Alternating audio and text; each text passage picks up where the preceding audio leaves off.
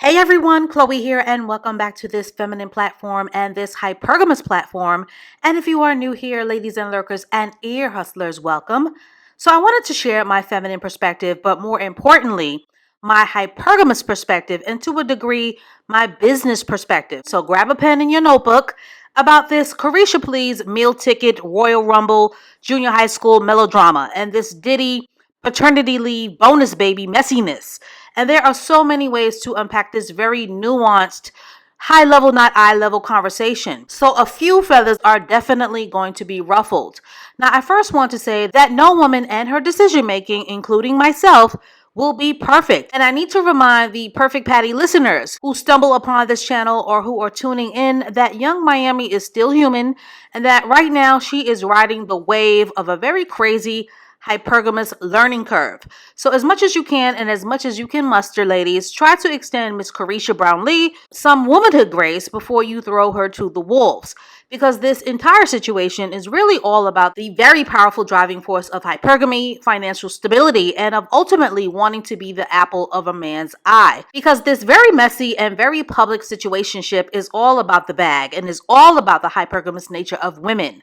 Now, I've written about this Diddy and Carisha situation over at the Hive, but now the stakes are even higher because now a fresh newborn baby is involved. Now, for those of you who live under a rock, Diddy, the overlord of bad music contracts, most recently had his seventh child by his fourth or fifth baby mama, I cannot keep up. And after days of baby gate speculation, the mother's identity, Dana Tran, who is 28, was finally revealed by the cybersecurity specialist, also known as TMC, and this humiliating tea made gossip heads explode and turned young Miami's internet mentions into shambles and put Carisha, the concrete rose, in a position where she is fighting for her life and where she is having to justify her reasons for holding on tight to her sugar daddy sponsor.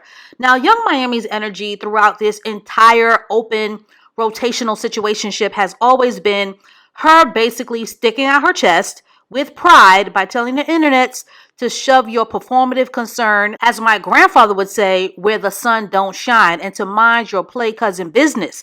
Because in her mind, y'all are coming at her with amateur hour energy, and she smugly isn't here for your think pieces and your criticism. But this baby announcement changes everything, because not only is it high-key embarrassing, but also because she cannot play that benign neglect Stevie Wonder game by ignoring a man that had a whole baby on her, because the entire situation is indefensible. Now, for those of you who are following all of this drama and all of the elements of danger that come with it, Diddy, who is 52, and Carisha, who is 28, are in an openly undefined, mutually beneficial older man and younger woman situationship dynamic where they are admitted lovers and where he is her mentor, which has hypergamously brought Carisha more opportunity and more visibility. And we all know that Diddy is the consummate hustler boss archetype for those of you who have read my book Womanly. So in addition to living a very lavish lifestyle, Carisha is involved with a well-oiled and well-connected industry man who has gobs of money and who has the ability to teach her invaluable industry game, and who has the muscle, the pull, and the ecosystem to groom her career, and who has the dough to give her the monthly allowance and the disposable sugar daddy income to gift her pretty much anything that she wants, and as quiet as kept, to provide for both her mother and her sister, with the one exception, under the terms and the conditions that their relationship remain open and undefined. And this at energy is what seems to be the Achilles heel of those who have a problem with this entanglement. It is the public fact of Carisha having to openly share a man that is bothering most women. And I will unpack my thoughts on the sharing a man issue much later on in the video. But as much as Carisha is being so-called played and used and hurt and manipulated from a hypergamous perspective, she is learning $1 million worth of game. Now, of course, I won't ever co-sign a woman openly tolerating this level of trashiness because it is trashy. But since the beginning of this channel, I have always stated that a woman will only get up from the table when she's full and not a minute sooner. Ladies and lurkers, a woman is not going to break up with a man or leave a man because of the fussy and very temperamental pick and choose public. And she's not going to leave because her friends and family want her to. A woman only gets up from the table when she's had her fill of abuse, neglect, embarrassment, mistreatment, and when she gets tired of playing second, third, and fourth and fifth string in a man's life. And clearly Diddy and his billionaire bag, along with his connections, will naturally make a chick's wounded pride heal up like Wolverine, and Diddy's bag will continue to cloud Carisha's judgment because Young Miami is clearly a very ambitious woman who is driven by the desire to never go back to the hood. And I've said this on my channel many times before, but every woman's tolerance and her threshold for pain and shame and embarrassment is different because some women who are ear hustling right now are in tremendous pain from dealing with a no count Dusty and men who don't have a pot to piss in or a window to throw it out of.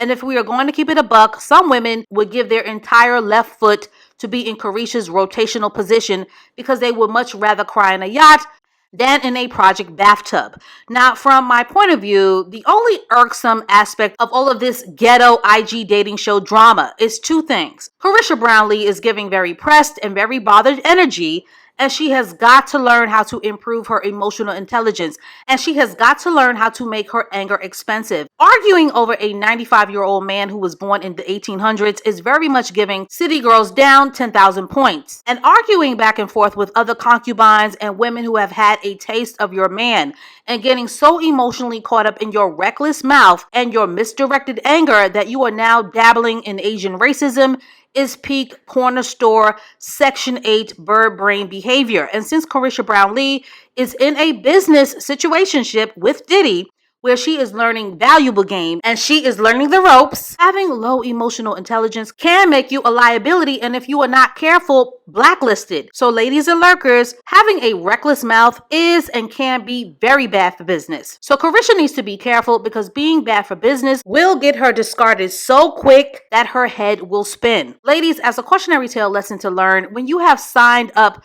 to be a part of a sugar daddy's harem, always focus on your end game and always focus on the big picture, not on the faceless chicken heads that will come and go. And learn how to have tunnel vision and learn how to work smarter and not harder, which is the entire point of signing up in the first place to share your man's sugar daddy bag. So learn the game and then make an exit plan. But on a side note, and from a business and marketing perspective, with all of this melodrama turned reality TV saga and all of this attention that is coming with this ghetto spectacle, in between the cracks of it all is called the Hustling 101 of Carisha getting her fan base plus extra eyeballs onto her brand and is getting those viral views that are needed to keep her award-winning Revolt talk show, Carisha Please, a continuously successful product. So I will say that there is power in getting tongues wagging and having people talk about you, whether negative or positive. And Carisha is smart enough to know that tongues are going to clown her for sharing her man, but she is also going to finesse those eyeballs to the best of her ability because she clearly does not want to be a rap star who has to grind it out on tour with a nasty 360 deal to make her coin. She's a hood chick who is learning the ropes on how to diversify her bag. So contrary to popular belief, Hypergamous wise, she isn't a complete dummy because the money game that she is playing is high level and not eye level. And sometimes you got to learn how to ignore the eye level critics. And as corny as it may sound, she needs to get in her bag and to stay in her bag. But to Diddy's credit, and I will give him a lot of credit, from day one he has always been honest and has always been straightforward about being a lifelong bachelor. He has never been interested in being anyone's husband, which very smartly has opened up a path for all of his concubines to use their free will. So we really can't be mad at him because clearly he is giving these well-kept women an offer that they cannot refuse. And like I said in my Deion Sanders video, whomever calls Carisha a sellout or a woman who is selling her pride and her soul is a woman who has never been given a sugar daddy offer. Now, you dusties that are ear hustling, and I know you're listening, don't you go and get any ideas because Diddy has a well-oiled billionaire bag and the executive power. So not only does this man have the ability to make sure that Carisha is eating good, but he is also a hustler slash boss archetype who is teaching her how to have her own bag, which aside from having a cash register baby, is the best that Carisha can do in this situationship. Now on to the good part. As far as sharing this man, and the open relationship standard that Carisha has accepted and tolerated. Yes, Carisha wants you to mind your $2 business, but that is not going to stop onlooking women who are going to get triggered and who are going to take it personal when they see a young, beautiful black woman like Carisha, who, like it or not, is an influence and who has a bunch of hood chicks following her and are influenced by the so-called unbothered confidence of her city girl energy. So yes, many women are going to take it personal when Carisha is out here tussling on Twitter and having sister wife meltdowns and acting extra dehydrated over a very experienced ringmaster who is accustomed to getting his way and who has positioned Carisha to be his flavor of the week and who has her fighting for her life like she is in a dance-off in RuPaul's Drag Race. But clearly, Miami-Dade County does not care about being your child's role model because she is a city girl, not Michelle Obama. And yes, Diddy is an experienced playboy who has Carisha right where he wants her in ambivalent town with no title other than that very dumb label of Shorty Wop. But clearly it does bother her in her womanhood that she isn't the main one, that she isn't one of one, and that she is publicly one of many clownettes who are in this well-paid rotation. But make no mistake, Young Miami will continue to be as blind as Ray Charles because her ultimate goal is to experience a luxurious life of leisure and, if possible, an early workforce retirement on her sugar daddy's dime. And no matter how many ways you slice it, ladies and lurkers, you cannot want more for a woman than she wants for herself. But Young Miami, the single mother of two different baby daddies, who comes from the armpit of Miami-Dade County, in her mind, a win is a win. And coming from where she's coming from, this has been the ultimate hypergamous sugar daddy come up. And yes, she's made more than a few rookie amateur moves, namely holding up signs, Twitter arguing with the competition, wearing Diddy socks. But until Carisha is good and ready, she needs to lay low because they are all going to have to find a way to be one big happy family. So ladies and lurkers, to get this conversation started, would you be willing to share your man for this level of hypergamous provision? Does Diddy having a baby on Carisha change everything? Is Young Miami way in over her head? Is Young Miami selling her soul? Would you rather cry in a Benz or on the bus? Does the City Girls need a newly elected leader? And finally, will Diddy have the gumption to turn Young Miami into his 8th baby mama? Or is Young Miami strictly for Revolt TV business? And as always, stay tuned for more case study videos to come, and I will catch up with you ladies and lurkers and ear hustlers in the next one.